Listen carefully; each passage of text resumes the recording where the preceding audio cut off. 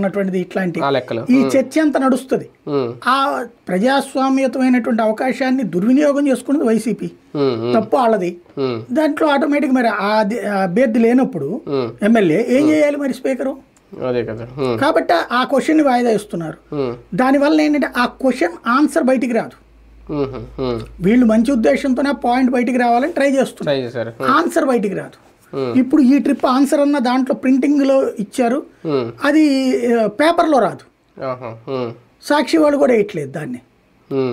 ఇక్కడ అసలు సమస్య అక్కడ సభ ద్వారా ఓన్లీ వన్ సైడ్ వెర్షన్ వెళ్తుందని అనుకోవాలా కంప్లీట్ గా? ఇప్పుడు వీళ్ళది యాడ్ అవుతుందా? బయట నుండి మాట్లాడేది అంతవరకు యాడ్ అవుతుంది. అప్పుడు చంద్రబాబు గారు బయట నుంచి మాట్లాడారు, యాడ్ అయింది.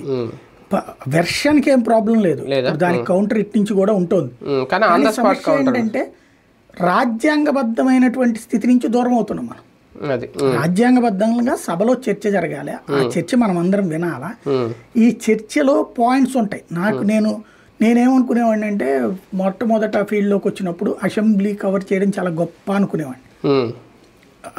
ఏది అప్పుడు మనం సిటీ కేబుల్లో ఈనాడులో పనిచేసే రోజు, తర్వాత నేనే సి ఛానల్కి హెడ్గా చేసిన రోజుల్లో హైదరాబాద్లో వెళ్ళి అసెంబ్లీలో చూసినప్పుడు చాలా చాలా ప్రౌడ్గా ఫీల్ అయ్యేవాడిని. అసెంబ్లీ కవర్ చేస్తున్నాను నేను అనేటటువంటి.